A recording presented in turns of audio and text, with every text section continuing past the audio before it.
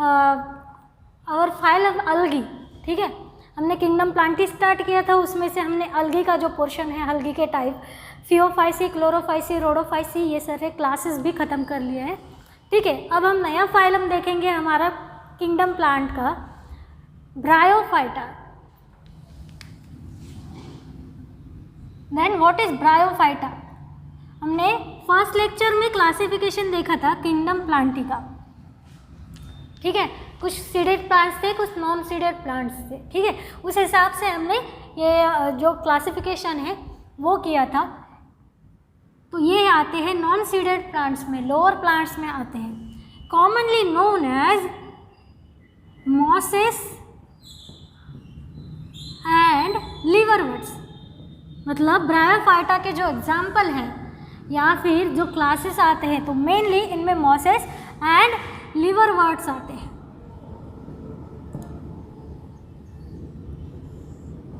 ठीक है। These are plant structure, ठीक है, these are plants, mosses and liverworts. इनकी हैबिटेट देखते हैं। These are present in moist areas and shady areas. Moist soil है, शेडी एरियाज है।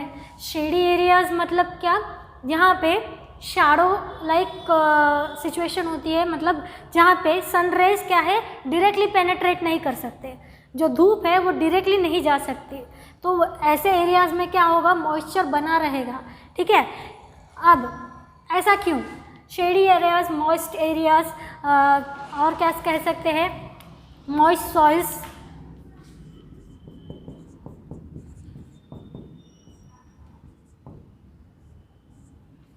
डंप्स, ठीक है। अब इनमें एक खास बात है, ठीक है, इनको एक खास नाम से बुलाया जाता है, amphibians. Amphibians of plant kingdom. Kingdom या फिर प्लांट्स, एम्फीबियंस ऑफ प्लांट्स या फिर प्लांट किंगडम। एम्फीबियंस क्या होते हैं? जो पानी में भी सर्वाइव कर सकते हैं, जो लैंड पे भी सर्वाइव कर सकते हैं, ठीक है। तो ये भी ऐसे ही है। इनको फर्टिलाइजेशन के लिए पानी या फिर वाटर जो है नेसेसरी होता है। Without water they can not fertilize, ठीक है। मतलब इनके रिप्रोडक्शन का मेन जो कंपोनेंट है वो वाटर है, लेकिन ये सॉइल पे भी सर्वाइव कर सकते हैं, ठीक है। जैसे कि हमने अभी अभी देखा, मॉइस्ट एरिया, शेडी एरियाज चाहिए, शेडी एरिया जहाँ पे धूप कम होती है, मॉइस्ट एरियाज नेसेसरी है, ठीक है। तो इसीलिए इनको एम्फीबियंस ऑफ प्लांट किंगडम कहा जाता है। अब इनको वाटर क्यों चाहिए? फर्टिलाइजेशन के लिए। जो ये मेल गैमेट बनाते हैं, ठीक है, जो ये मेल गैमेट बनाते हैं वो क्या होते हैं? वो पानी में शेड करते हैं, वाटर में ये मेल गैमेट शेड करते हैं, और इनको ट्रांसफ़र करने का काम टू फीमेल गैमेट ये पानी का होता है। मतलब it is act as a transporter of male gamete. Water act as a transporter of male gamete to female gamete. That's why water is necessary in reproduction of bryophyta, in fertilization of bryophyta, ठीक है। Without water they can not travel to male female gamete और they can not survive, ठीक है। तो इसीलिए इनको पानी चाहिए ही चाहिए। मतलब जहाँ पे भी वाटर प्रेजेंट है, जहाँ पे भी वाटर स्ट्रक्चर प्रेजेंट है, उसके आसपास ये जो ब्रायोफाइटा है, मॉसेस एंड लीवरवुड्स, वहीं पे मिलेंगे हमको, ठीक है। जो दलदल का प्रदेश होता है, दलदल का प्रदेश, वहाँ पे सॉइल भी है, वाटर भी है, तो वहाँ पे ब्रायोफाइटास हमें देखने मिलेंगे, ठीक है। मेनली दे हैव प्रोस्ट्रेट और इरेक्ट स्ट्रक्चर, ठीक है। अब इनकी स्ट्रक्चर की बात आई। प्रोस्ट्रेट मतलब क्या, ठीक है। They grow along with soil। ठीक है, मतलब ये अगर ज़मीन है यहाँ पे, for example लीवरवर्ट्स,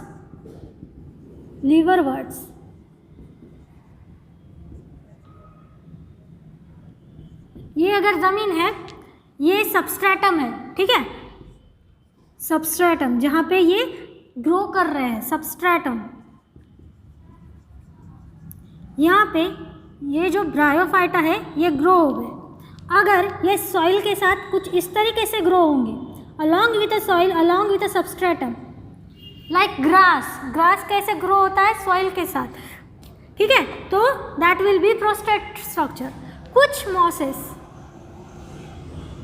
grow like a erect body, ठीक है, कुछ mosses grow like a erect body, ठीक है, तो ये उनके स्ट्रक्चर में डिफरेंस है। दे कैन बी प्रोस्ट्रेट और they can be erect. Body is thallus, ठीक है, उनकी जो मेन बॉडी है, बॉडी इज थैलस। हमें पता है थैलस मतलब क्या है, एक वेजिटेटिव रिप्रोडक्टिव ऑर्गन, ठीक है, जिसमें क्या कोई डिफरेंशिएशन नहीं है, no true leaves,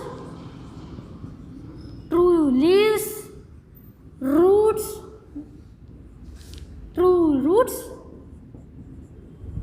and no true stems. अब यहाँ पे बार बार ट्रू क्यों कहा गया है, ठीक है, क्योंकि जो डेवलप्ड प्लांट्स में हम एंजियोस्पर्म में देखते हैं, रूट का स्ट्रक्चर, लीव्स का स्ट्रक्चर एक स्पेसिफिक स्ट्रक्चर है, ठीक है। अगर कोई हमें दिखाएगा कि ये किसका स्ट्रक्चर, तो हम बता सकते हैं ये लीव है, ये स्टेम है, ये रूट है, ठीक है। तो इसीलिए ऐसा कोई आइडेंटिफाइड स्पेसिफिक स्ट्रक्चर नहीं है इनके पास, लीव जैसा, रूट जैसा, स्टेम जैसा, लेकिन they may have, that's why it is written like a no true leaves, they may have leaf like structure. यहाँ पे इंपॉर्टेंट क्या है, this is leaf like structure, leaf के जैसा दिखने वाला structure. They may have leaf like structure, stem like structure and root like structure.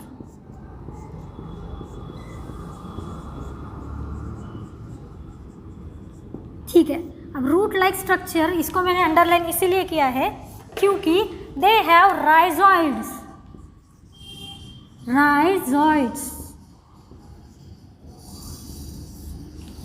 Let's see here, they have rhizoids, ठीक है। Let's draw one liverwort,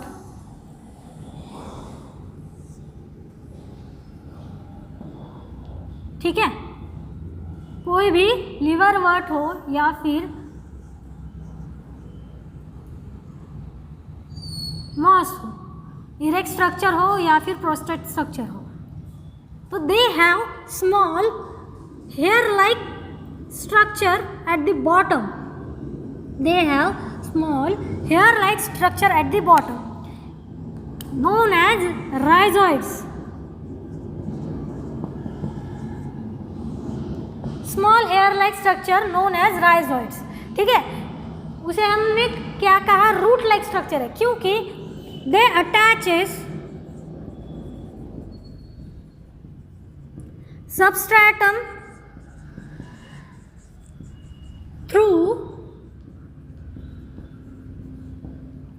rhizoids और bye rhizoids.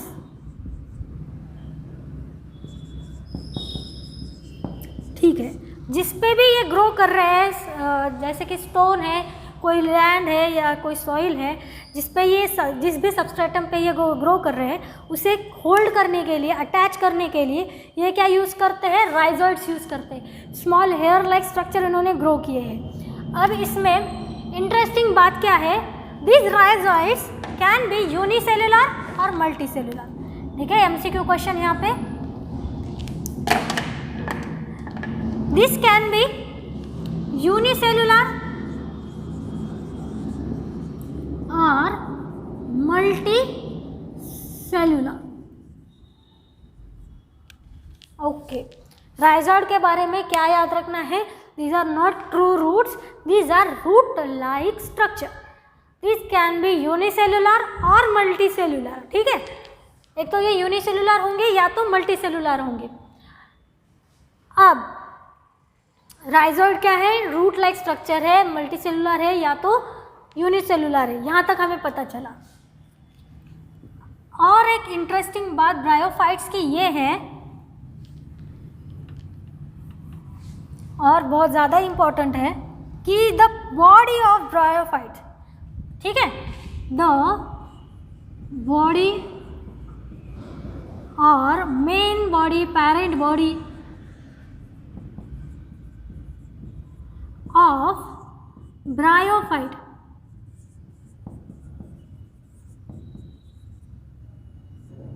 are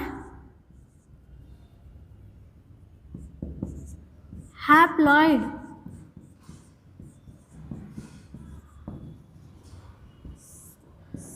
ये बहुत ज़्यादा इम्पोर्टेंट है, MCQ है। ठीक है, इस पे क्वेश्चंस हमेशा आते हैं। हैप्लॉइड स्ट्रक्चर है, जो मेन बॉडी है ब्रायोफाइट की, मोसेस की या लीवरवर्ट्स की। ठीक है, तो ये बॉडी कैसी है? जैसे हमने अभी अभी ड्रॉ किया था, तो ये जो स्ट्रक्चर हमने देखा लीवरवर्ट्स का, ठीक है, आपकी NCERT में भी है। This whole structure is haploid. ठीक है, हैप्लॉइड क्या होता है? हैप्लॉइड डिप्लॉइड, इनके पास जो इनकी बॉडी है, जैसे कि हमारे पास 46 क्रोमोसोम है in human beings. Human beings have 46 chromosome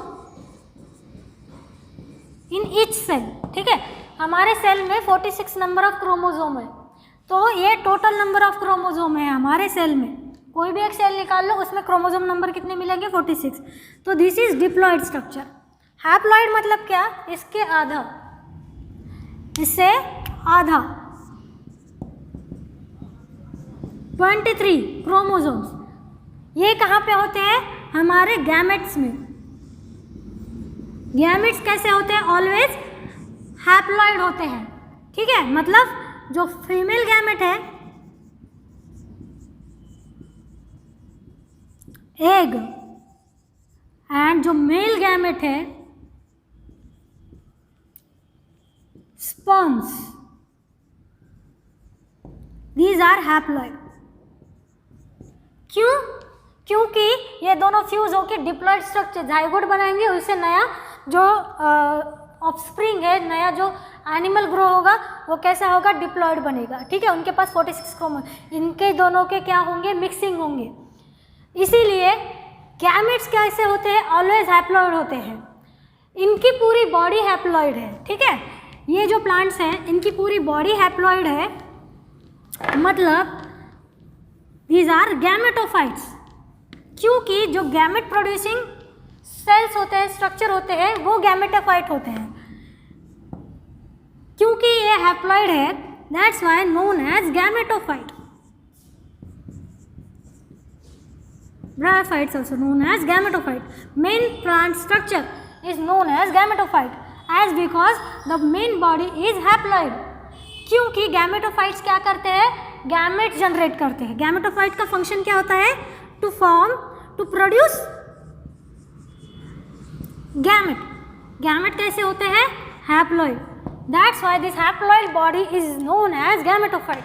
मतलब ब्रायोफाइट्स के मॉसेस हो या लीवरवर्ट्स हो, उन्हें हम क्या कहेंगे? जो मेन बॉडी होंगी उसे गैमेटोफाइट भी बोलेंगे, क्योंकि ये हैप्लॉइड है।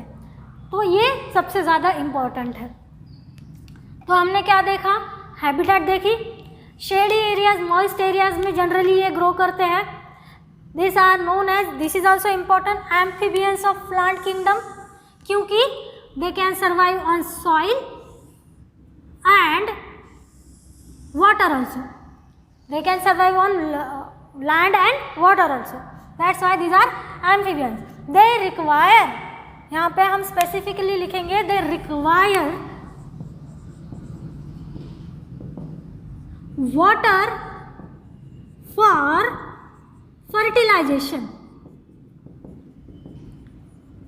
अगर ये किसी ऐसे एरिया पे ग्रो करते हैं जहाँ पे कोई मॉइस्चर प्रेजेंट नहीं है या फिर कोई वाटर प्रेजेंट नहीं है, तो क्या होगा, इनमें फर्टिलाइजेशन नहीं होगा और ये क्या नहीं कर पाएंगे, वहाँ पे ग्रो नहीं कर पाएंगे। ठीक है, तो वहाँ पे हमको ब्रायोफाइट्स देखने नहीं मिलेंगे।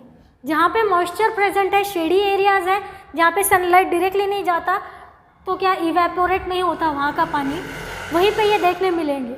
जहाँ पे भी वाटर बॉडीज़ होंगी उसके आसपास के लैंड पे, उसके आसपास के मॉइस्ट एरियाज़ पे ब्रायोफाइट्स देखने मिलेंगे। तो उनका स्ट्रक्चर प्रोस्ट्रेट हो सकता है, they can grow along with a substrate और they can be erect. Body is thallus, no true leaves, no true roots, no true stems, but they have leaf like structure, जो leaf जैसा दिखता है, stem like structure, जो stem जैसा दिखता है, जैसे कि इरेक्ट मॉसेस में हमने देखा कि एक लॉन्ग प्लांट लाइक स्ट्रक्चर हमें दिख रहा है, स्टेम नहीं होता है, लेकिन वो ट्रू स्टेम नहीं होता है। Root like structure known as rhizoid, that can be unicellular और multicellular. Whole body is multicellular, remember that. Whole जो ऑर्गेनिज्म है, जो प्लांट है, वो कैसा है, मल्टीसेलुलर है। लेकिन राइजोइड कैसा हो सकता है, यूनिसेलुलर भी हो सकता है, मल्टीसेलुलर भी हो सकता है। ठीक है, द बॉडी और parent body of bryophyte is haploid. ठीक है, क्रोमोसोम नंबर कैसे होंगे, हाफ होंगे, क्रोमोसोम नंबर हाफ होंगे। That's why they are also known as gametophytes. तो ये कुछ बेसिक कैरेक्टर्स हो गए ब्रायोफाइट्स के बारे में। They are very important in plant succession. They are very important in या फिर play important role in plant succession. They play important role in plant succession. Then what is plant succession? ठीक है, 12th की ecology में आपको ये देखने मिलेगा। जैसे कि एक फॉरेस्ट है, वहाँ पे आग लग गई। ठीक है, एक बहुत बड़ा फॉरेस्ट है, वहाँ पे आग लग गई, वहाँ के सारे जो लिविंग ऑर्गेनिज्म है वो डेड हो गए, पूरा जो सॉइल है वो भी जल गया। ठीक है, अब वहाँ पे कोई भी लिविंग थिंग प्रेजेंट नहीं है, या फिर कोई रॉक है जहाँ पे कोई लिविंग थिंग प्रेजेंट नहीं है, कोई लिविंग कंपोनेंट प्रेजेंट नहीं है, कोई ऑर्गेनिक कंपोनेंट प्रेजेंट नहीं है। ठीक है, लेकिन अब ये कोई रॉक है या फिर जो जला हुआ फॉरेस्ट है, ये लैंड है, वहाँ पे कोई ऑर्गेनिक मटेरियल अभी बचा नहीं है, सब कुछ चला गया है। लेकिन after some years, 10 years, 20 years, 50 years, यहाँ पे छोटे छोटे ग्रीन प्लांट्स दिखने मिलते हैं। ठीक है, छोटे छोटे ग्रीन प्लांट्स दिखने मिलते हैं। That is plant succession. मतलब कोई भी बेयर एरियाज में सबसे पहले जो प्लांट ग्रो करेंगे, ठीक है, जो सबसे पहले फोटोसिंथेटिक या फिर ऑटोट्रॉपिक ऑर्गेनिज्म ग्रो करेंगे, that is succession, that is succession. तो प्लांट सक्सेशन में ये सबसे इम्पोर्टेंट है। ठीक है, मतलब सबसे पहले जहाँ पे कुछ ऑर्गेनिक मटेरियल नहीं होगा, वहाँ पे लाइकेंस एंड ये जो ब्रायोफाइट्स हैं वो ग्रो करेंगे, that play important role in plant succession. फिर कुछ सालों बाद यहाँ पे फिर से फॉरेस्ट बनेगा। ठीक है, एक बार जल गया मतलब वहाँ पे फिर से कोई प्लांट या फिर ऑर्गेनिज्म या फिर ऑर्गेनिक मटेरियल नहीं होगा, ऐसा नहीं है। ठीक है, there is a adaptation in nature. कोई भी बेयर लैंड पे फिर से क्या है, नया जो लाइफ साइकिल है वो स्टार्ट हो सकता है। और जो लाइफ साइकिल स्टार्ट होती है वो किससे स्टार्ट होती है, कुछ लोअर ऑटोट्रॉपिक ऑर्गेनिज्म से, जैसे कि ब्रायोफाइट्स है, लाइकेंस है। ठीक है, जो ऐसे एक्सट्रीम कंडीशन में भी सर्वाइव कर सकते हैं। ठीक है, तो they play an important role in plant succession along with lichens. ये हमें इनके यूजेस में देखना है। ठीक है, they have, let me rub this, एक छोटा टॉपिक पार्ट देख लेते हैं, फिर रिमेनिंग पार्ट हम नेक्स्ट लेक्चर में देखेंगे। They have female gamete reproducing part and male gamete reproducing part, उनका जो रिप्रोडक्शन है सेक्सुअल फॉर्म में होता है, ठीक है। They have different sexes, they have sex organs, actually sex organs, female sex organ known as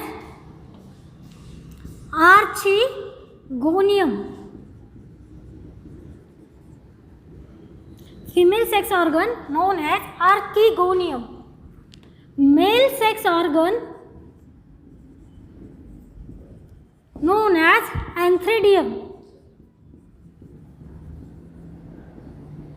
जहाँ पे मेल गैमेट फॉर्म होगा और जहाँ पे फीमेल गैमेट फॉर्म होगा that is archegonium, and male organ जहाँ पे मेल गैमेट जहाँ पे फॉर्म होगा that is antheridium. This archegonium is somewhat like this flask shape, कुछ इस तरीके से ये आर्किगोनियम होते हैं, flask shape. This archegonium produces single egg, single egg, एक आर्किगोनियम एक ही एग प्रोड्यूस करेगा, एक आर्किगोनियम एक ही एग प्रोड्यूस करेगा, single egg, that is important. One archegonium will produce single egg. This antheridium will produce antherozoid, zoid. This antheridium will produce antherozoid, which is male gamete, which is flagellated. The two flagellas, biflagellated antherozoid, ठीक है। This antheridium will produce antherozoid, that is male gamete like sperm, ठीक है, which is biflagellated।